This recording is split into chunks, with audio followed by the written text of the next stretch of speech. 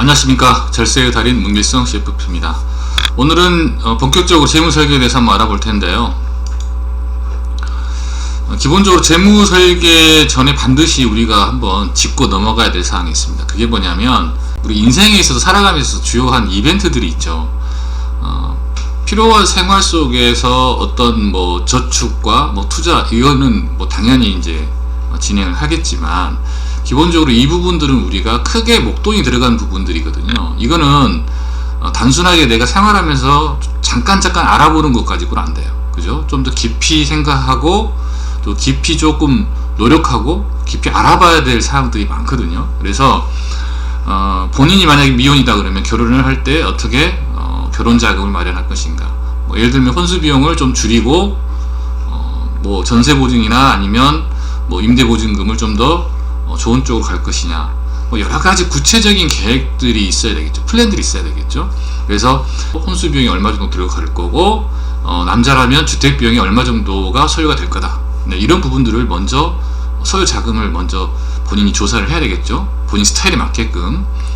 그리고 거기에 따라서 내가 어떻게 돈을 모아야 되겠다. 이런 부분들이 그 다음에 이제 이렇게 풀어져 나오는 거거든요. 그래서 항상 먼저 우리는 그냥 돈을 무작정 저축과 투자, 투자는 어떤 상품, 이렇게 되어 있는데 이게 거꾸로 돼야 되죠. 먼저 목표를 정하고 그 목표에 맞는 나의 가능한 여력들, 이런 것들도 좀 계획성 있게 진행이 돼야 되는데, 이게 좀 언론에 많은 좀 노출이 좀 잘못되어 있는 것 같습니다. 그래서 우리가 차량을 타고 갈 때 내비게이션을 켜게 되면 먼저 뭘 설정합니까? 목적지를 설정을 하잖아요. 그래서 목표가 굉장히 중요해요.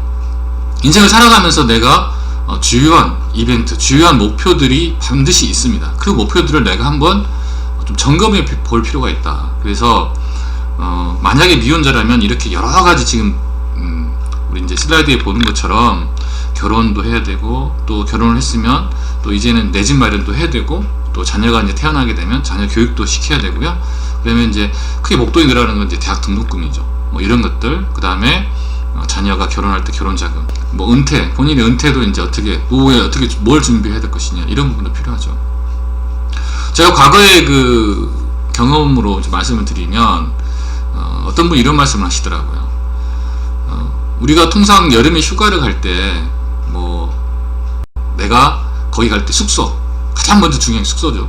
그 다음에 비용, 이게 이제 가장 중요한데, 휴가를 갈 때는 엄청나게 많이 알아보죠. 이것저것 찾아보고 인터넷 서치하고. 근데 지금 우리가 인생을 살아가는 데 있어서 너무 이거를 그냥 소홀하게 넘기는 경향이 많아요. 그래서 은퇴도 역시 마찬가지로 정말 중요한 거거든요. 내가 60세에 은퇴를 한다 할지라도 요즘은 90세, 100세 시대니까 30년, 40년을 내가 살아가야 될 어떤 방향성을 나름대로 고민을 하셔야 되고, 만약에 내가 은퇴 후의 삶이 당장 정해져 있지 않다면 얼마 정도의 필요 자금을 가지고 내가 최소한 생활을 할 수 있어야 된다. 이런 어떤 기본적인 생각들은 하고 있어야 된다는 거죠. 말이 좀 길어졌습니다만, 이게 이렇게 이제 재무 설계를 할 때 반드시 우리가 인생에 살아가면서 어떤 거? 돈과 관련된, 내 삶 속에 돈과 관련된 큰 그림을 한번 그려보는 게 굉장히 중요합니다. 네. 자, 재무 설계를 통해서 자가 점검의 기회를 한번 가져보자는 거죠. 저 역시 마찬가지고, 나와 이 가정을 되돌아보면서 앞으로 이제 닥칠 미래도 한번 내다보는 거죠. 현재의 상황, 내가 지금 현재 상황, 이 상황도 한번 점검을 할 수가 있고요. 또 내가 꿈꾸던, 내가 삶에서 원하는 어떤 방향, 목표, 이런 것들을 어떻게 하면 도달할 수 있는 건지, 내가 도달할 수 없다면 어떤 기회를 내가 삼아야 되는 건지, 이런 부분도 좀 우리가 한번 점검할 수가 있는 거고요. 그래서 이제 현재의 재정적인 상황이 이렇게 점검이 됨으로 인해서 앞으로 어떻게 해야 될지, 이런 계획들도 세워지는 거죠. 저 같은 경우도 역시 마찬가지로 기회라는 거는 항상 내가 찾으면 있어요. 그래서 내 집 마련도 역시 마찬가지로 레버리지 효과를 일으키는 거죠. 레버리지 효과를 최대한 일으켜서 내 집 마련을 했더니 그게 이제 자산이 상승을 하고 굉장히 자산의 어떤 형성도 같이 이루어지는 그런 부분도 있고요. 결국은 우리가 은퇴 자금을 저축이나 어떤 투자를 통해서 극대화시키는 건 한계가 있잖아요. 그죠? 그래서 그런 걸 통해서 나중에 뭐 주택연금으로 수령을 해도 되니까 그런 부분으로 제가 또 투자도 해볼 수도 있는 거고요. 그래서 본인의 목표, 하고자 하는 방향, 이거를 명확하게 잡아야 된다, 이렇게 말씀을 드릴 수 있고요. 그래서 결론적으로 내가 원하는 가치 있는 삶, 내가 원하는 삶, 결국은 행복한 삶이잖아요. 내가 은퇴 후에도 지금처럼 편안하고 즐겁게 사는 게 나의 꿈이죠. 어떻게 보면 아주 소박한 꿈이지만 그렇지 못하는 경우가 너무나 많아요. 그렇지 못하는 경우가. 그래서 그런 부분들 우리가 조금 더 고민해 볼 필요가 있다. 그래서 자가점검의 기회를 한번 삼아보자라는 부분이고요. 재무 설계를 이제 재테크로 보면 안 됩니다. 재테크는 수익성이죠. 내가 이 상품을 어떻게 투자해서 얼마만큼, 아니면 내가 이 종목을 투자해서 얼마만큼 수익성을 달성하겠다, 뭐 이게 이제 목표가 되는 거고요. 재무 설계는 내가 원하는, 방금 설명드린 목표가 뭐냐, 그 삶의 목표를 향해서 나는 지금 주식을 투자하든, 그죠? 내가 삼성전자를 투자하든 현대자동차를 투자하든 어떤 투자를 하든 목표가 설정이 되면 그건 끝까지 장기 투자가 가능해요. 근데 수익을 쫓아보면은 그냥 매일 그냥 데일리 트레이닝 하는 거죠.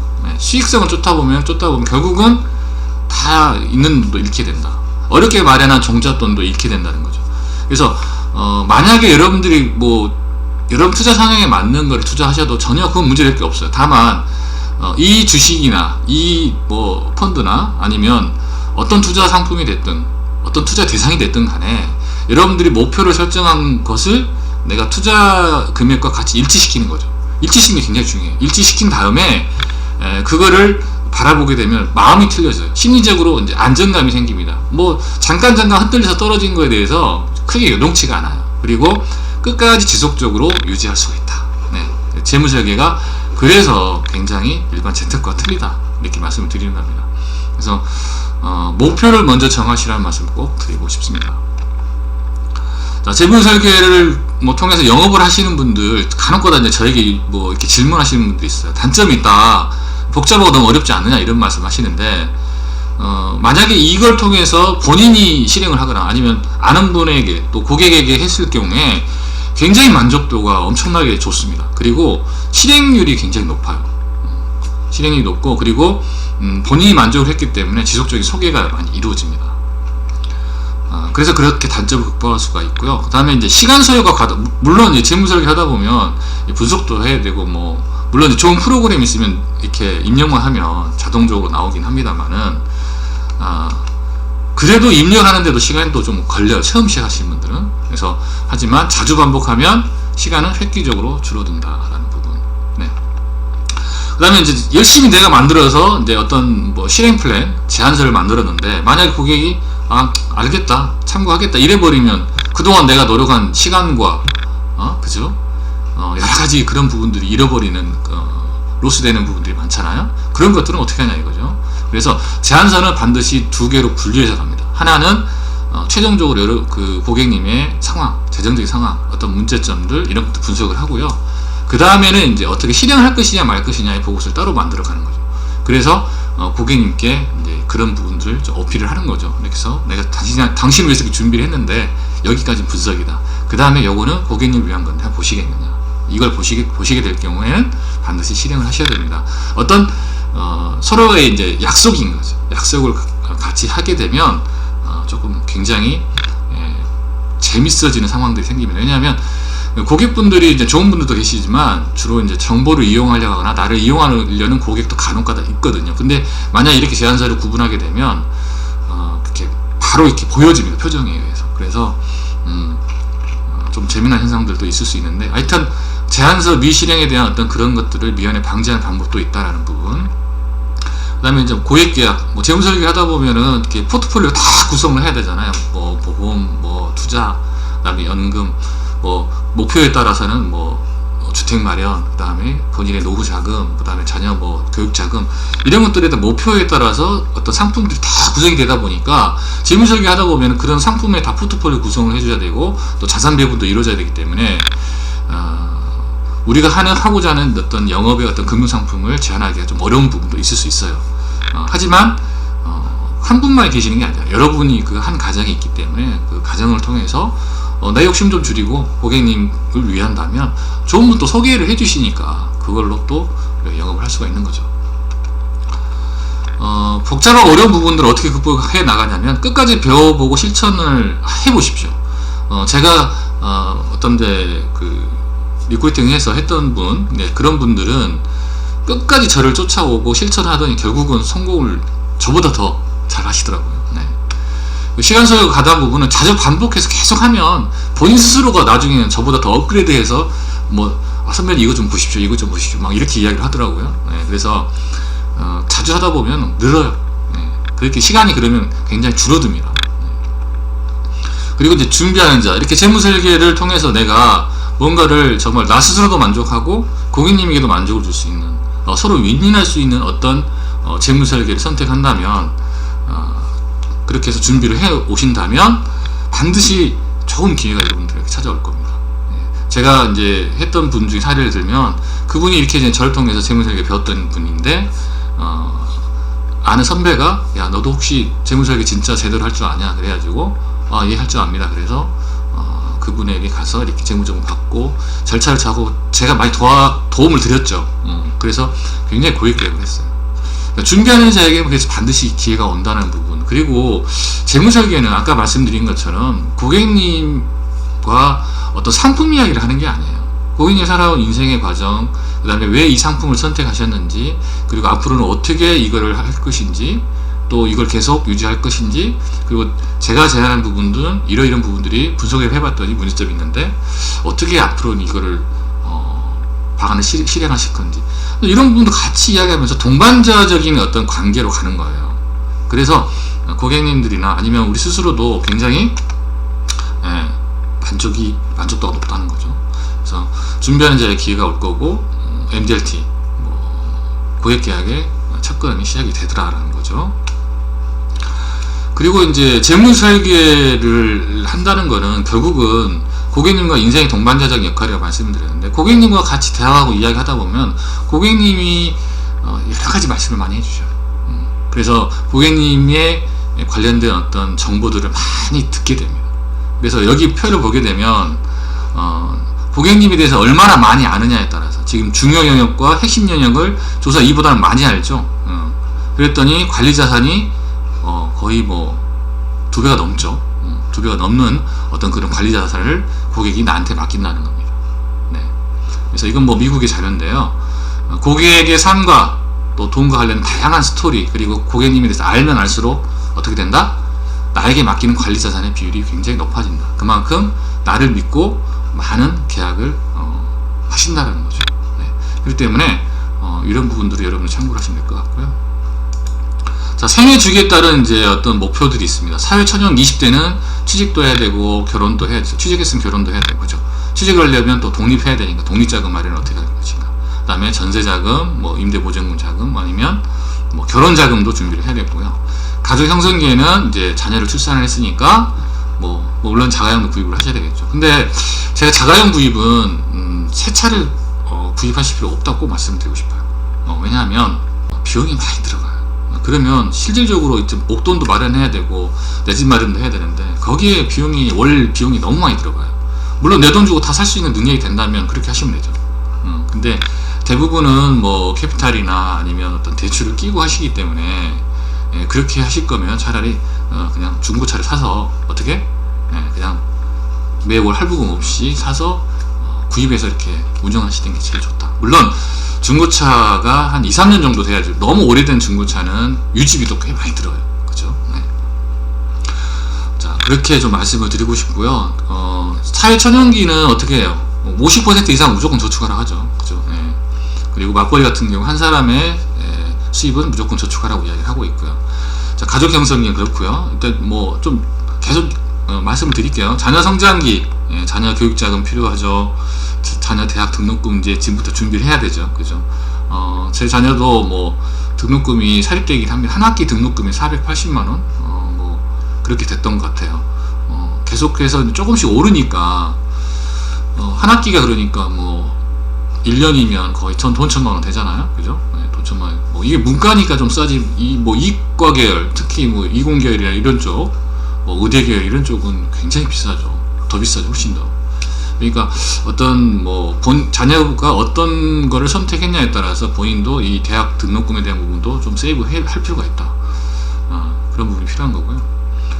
그 다음에 주택 확정자금, 이제 자녀가 좀 크면 좁은 방에서 같이 못 자잖아요. 그죠? 그래서 방이 각각 독립적으로 좀 줘야지 또 독립심도 좀 발휘가 되고 하니까. 그래서 그 다음에 이제 40대는 또 은퇴가 요즘은 또 많이 빨라졌어요. 그죠? 그래서 은퇴자금 마련을 이제 시작을 해야 될 때고요. 그 다음에 가족 성숙기 50대는 이제 자녀가 결혼을 합니다. 그래서 평균적으로 자녀 결혼 자금의 50%를 부모가 대준다고 그래요. 기본적으로 그런 설문조사가 있거든요. 그래서 결혼 자금에 대한 부분도 전혀 또 모른 척 할 수도 없는 거잖아요. 그죠? 저는 그럴 것 같아요. 그래서 상담을 하다 보면 고객분들은 자녀 지네들이 알아서 해야지 이렇게 말씀하시는데 막상 결혼할 때는 그렇게 안 하시더라고요. 은퇴 자금은 좀 늦었죠. 빨리 시작해야죠. 이건 너무 급하죠. 네. 그 다음에 이제 자산이 있으신 분들은 이제 상속 증여 준비를 해야 되는데 왜 그러냐? 왜 50대에 해야 되느냐? 일반적으로 증여공제가 10년 누적이잖아요. 그래서 10년 동안에 5천만원 성인 자녀에게, 그리고 또 10년 후에 또 5천만원, 이런 식으로 해서 누진이 피할 수 있는 구간이 10년이다 보니까 10년에 한 번씩 주잖아요. 그렇게 되면 50대 한 번 주고 60대 한 번, 70대 한 번 주고 3번 줄 수가 있는데, 만약 60대에 시작한다 그럼 2번 정도밖에 기회가 없어요. 누진을 피할 수 있는 게. 그래서 자산이 있는 분들은 좀 미리 좀 준비를 하시면 좋다. 그 다음에 노후생활기는 노후생활, 사회봉사, 건강검진 이렇게 되어 있는데, 노후생활도 참 재밌는 표현들이 많아요. 기본적인 삶, 그 다음에 편안한 삶, 안락한 삶, 행복한 삶, 이런 식으로 구분이 돼서, 기본적인 삶은 의식주만 해결하는 거, 아무것도 취미생활 할 수도 없는 거, 편안한 삶은 취미생활인데 최소한 등산 정도, 아니면 경조금도 좀 낼 수 있는 정도, 그리고 자가용도 좀 꿀 수 있는 부분, 그 다음에 행복한 거는 골프도 치거나 한 달에 두세 번, 그 다음에 건강검진도 주기적으로 1년에 한 번씩 좀 고가의 건강검진 받거나 이런 식의 어떤 구분이 되어 있어요. 그래서 노후생활 자금이 얼마가 필요하냐, 그럴 경우에 이런 식으로 해서 좀 자금을 준비하는 그런 경우도 있죠. 그래서 재무 목표마다 조금씩 많이 틀립니다. 구체적으로 이러한 것들은 이제 생애 주기에 따른 건데요. 고객님마다 자산의 현황에 따라 틀리고요. 고객님의 니즈에 따라 틀려요. 그렇기 때문에 이거는 일반론적인 거지, 이게 꼭 고객님에게 맞다라고 할 수는 없어요. 그리고 우리들에게 꼭 다 이게 맞다라고 할 수도 없는 거고요. 자, 여기까지 재무 설계에서 가장 중요한 재무 목표에 대해서 알아봤습니다. 내가 가장 소중하게 생각하는 재무 목표를 설정하고요. 그 목표를 내 스스로 점검을 해보는 게 굉장히 중요해요. 내가 삶 속에서 가장 이 부분을 소중하게 생각하고 있구나, 이런 자가 점검의 기회도 되고요. 재무 목표를 설정한다는 것은 결국은 안전성 있게 끝까지 내가 이 포트폴리오를 구성해서 유지할 수 있다는 어떤 지속성의 의미도 있기 때문에 반드시 이 재무 목표는 중요하다고 말씀을 드리겠습니다. 다음 시간에는 자산을 어떻게 내가 기록을 하고 어떻게 구분할 것인지에 대해서 알아볼 거고요.